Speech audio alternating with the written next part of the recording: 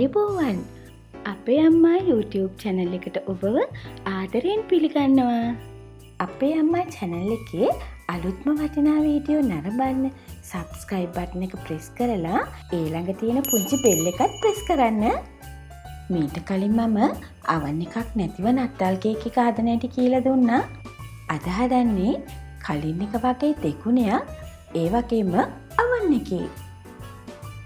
එහෙනම් අපි බලමු මොනවද ඕන වෙන්නේ කියලා. මේ තියෙන්නේ නත්තල් කේක් එකට දාන පළතුරු. චව් චව් ග්‍රෑම් 225යි, රේසින්ස් ග්‍රෑම් 100යි, කරන්ස් ග්‍රෑම් 100යි, සුල්තාන ග්‍රෑම් 100යි, කැන්ඩිඩ් පීල් ග්‍රෑම් 50යි, ඉඟුරු දෝසි ග්‍රෑම් 100යි, පොහුල් දෝසි ග්‍රෑම් 200යි, කොළ පාට චෙරි වලින් ග්‍රෑම් 100යි, රතු පාට චෙරි වලින් ග්‍රෑම් 100යි, කජු ග්‍රෑම් 100යි. තව දොඩම් කෙඩියක ජූස් ඕනේ. ඊළඟට මම තැඹිලි වයින් දානවා. බ්‍රැන්ඩි තියෙනවා නම් බ්‍රැන්ඩි දාගන්න. මෙතන තියෙනවා කුළු බඩු. මේ ටිකත් හීන වෙන්න කොටලා පළතුරු එකට එකතු කරගන්න ඕනේ. කරදමුංගු කරාබුනට සාදික්කා වසාවාසි. මේ තමයි කුරුඳු පොතු. ඔන්න බලන්නකො සාධික ගෙඩිය කොයි වගේද කියලා. උඩ පොත්ත ඇරියට පස්සේ ඔන්න මන් තලනවා.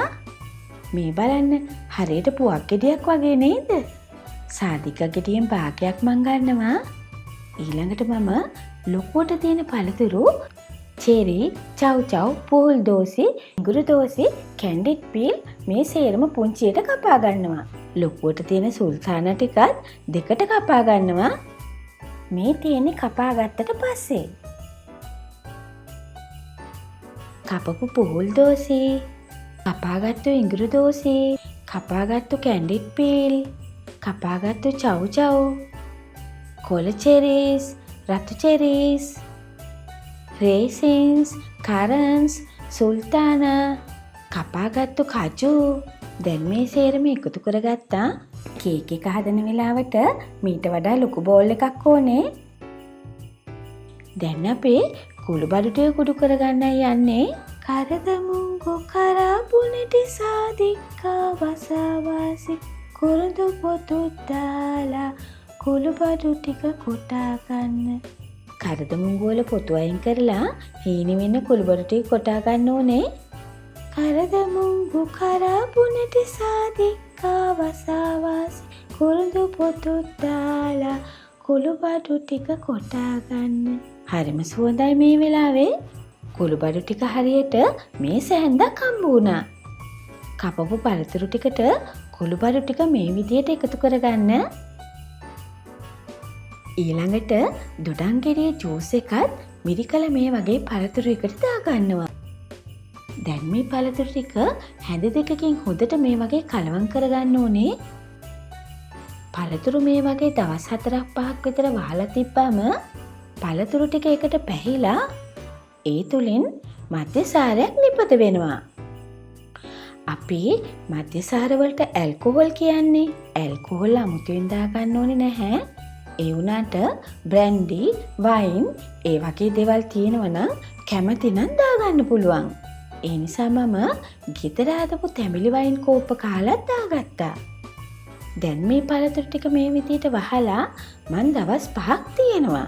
Tamanට හදිස්සි නම් එක දවසෙන් උනත් හදාගන්න පුළුවන්.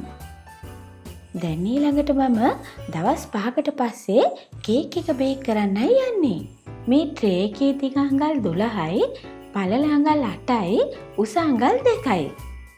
මේ බර පළතුරු ගොඩාක් තියෙන නිසා කේක් ට්‍රේ එක හදාගන්න ක්‍රමය බලමු. මේ ක්‍රමය මම කලිනුත් ඔයාලට කියලා දීලා තියෙන වෙඩින් කේක් එක හදන වීඩියෝ එකේදී. මෙතන පත්තර කොළ 6ක් තියෙනවා. පළතුරු ගොඩක් දාලා හදන කේක් එකක් නේ. ඒ නිසා අවන් එකේ උෂ්ණත්වයට අඩියේ තියෙන පළතුරු ටික උණු වෙලා කැරමල් වෙන්න පුළුවන් නේ. ඒ නිසා තමයි පත්තර පිටු 6ක් දාගත්තේ. ඊළඟට පාච්මන්ට් පේපර් එක, බේකින් පේපර් එක ඒ කොළ උඩට දානවා. වටේට පත්තර කොළ 4යි, පාච්මන්ට් පේපර් 2යි. ඒකත් මේ විදිහට දාගන්නවා. දාලා මේ විදිහට ක්ලිප් කරගන්නවා. ඊට පස්සේ පාච්මන්ට් පේපර් එක උඩට මේ විදිහට බට ටිකක් ගා ගන්නවා. කොළ ටික මේ විදිහට ට්‍රේ එකට අල්ලලා ක්ලිප් කරාම අපිට කේක් එක දාගන්න ලේසියි. දැන් ට්‍රේ එක පැත්තකින් තියලා අපේ කේක් මිශ්‍රණය හදාගමු. සීනි ග්‍රෑම් 175යි, සෙමලින රුලන් 125යි, බිත්තර සුදු මද 2යි, බටර් ග්‍රෑම් 100යි, මීපැණි මේ සැඳි 2යි, ආමන්ඩ් එසන්ස් මේ සැඳයි, රෝස් එසන්ස් මේ සැඳි 1මාරයි, වැනිලා මේ සැඳයි, බිත්තර කාමද 6යි, ඝනකම ලෙල්ල තියෙන දෙහි කෙටි 2යි. දැන් මම ඉස්සෙල්ලම බිත්තර සුදු මදේ ගහගන්නවා. බිත්තර සුදු මද බීට් කරනකොට බෝල් එක, බීටර් එක ඒ සේරම වතුර චුට්ටක්වත් නැතුව හොඳට පිහදලා තියෙන්න ඕනේ. ඊළඟට මම සීනි මේ සැඳි දෙකක් දාලා මේ වගේ බීට් කරගන්නවා. ඉස්සෙල්ලම කහමදේ බීට් කරොත් එහෙම බීටර් එකේම හොදන්න වෙනවනේ.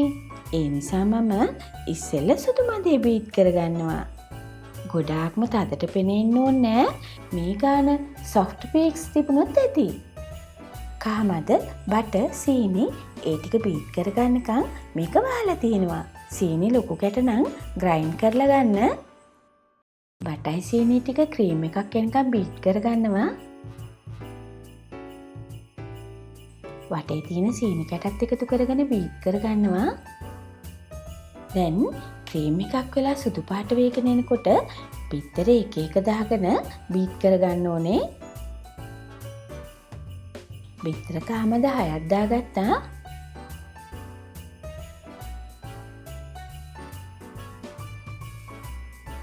බිත්තර ටික දාලා රවුන්ඩ් එකක් විතර බීට් කරගෙන මීපැණි මේ සැඳි 2යි, ආමන්ඩ් එසන්ස් මේ සැඳයි, රෝස් එසන්ස් මේ සැඳි 1මාරයි, වැනිලා එසන්ස් මේ සැඳයි, එසන්ස් වර්ග ටික දාලා බීට් කරගන්නවා. ඊළඟට ලොකු දෙහි කෙටි දෙයක ලෙල්ල මේ වගේ ග්‍රේට් කරගන්නවා.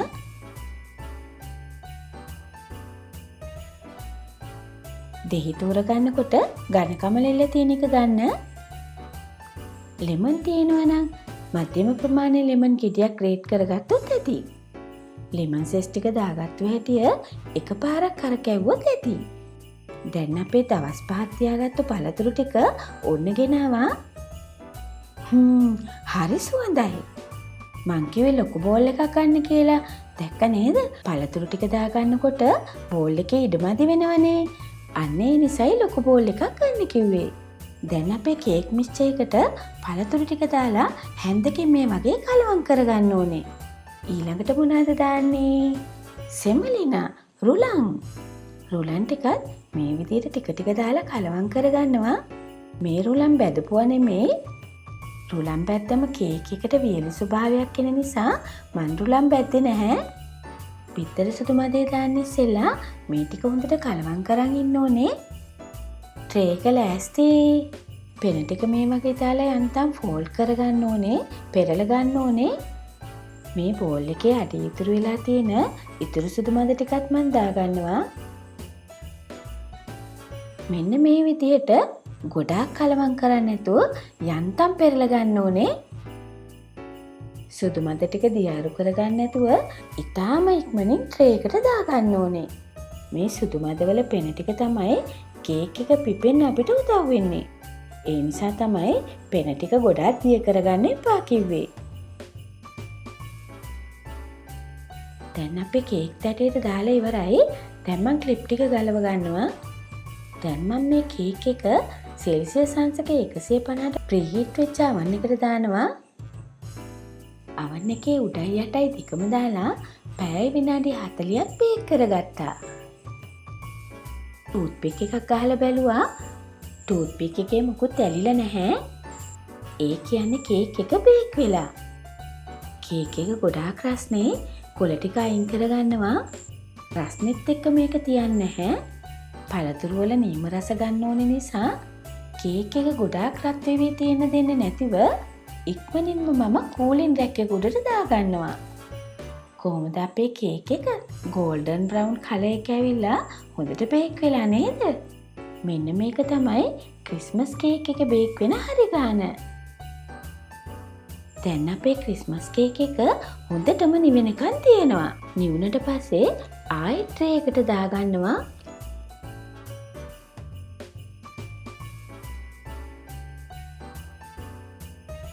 දාලා මම තැඹිලි වයින් ටිකක් ඒක උඩට මේ වගේ දාලා පොඩ්ඩක් විතර තෙත කරගන්නවා. ක්‍රිස්මස් එකට කලින් ඔයා හෙට හදනවා නම් මේ වගේ ටූත් පික් එකකින් හිල් හදලා වයින් ටිකක් හරි බ්‍රැන්ඩි ටිකක් හරි දාගන්න.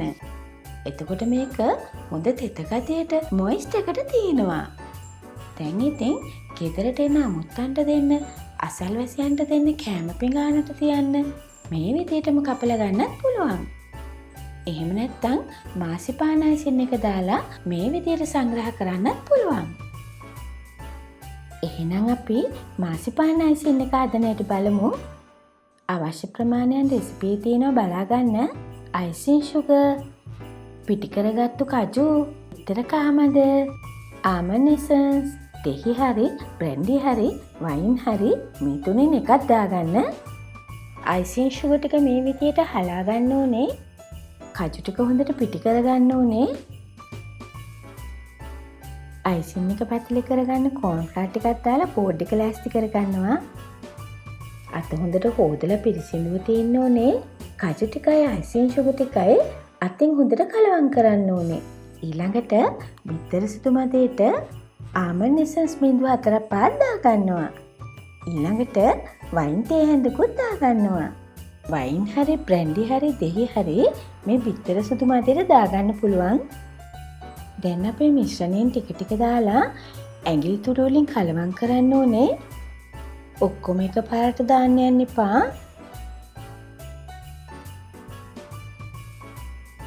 අතේ ඇලෙන්නේ නැති ගාන එනකන් අයිසින් මිශ්‍රණය හදා ගන්න ඕනේ.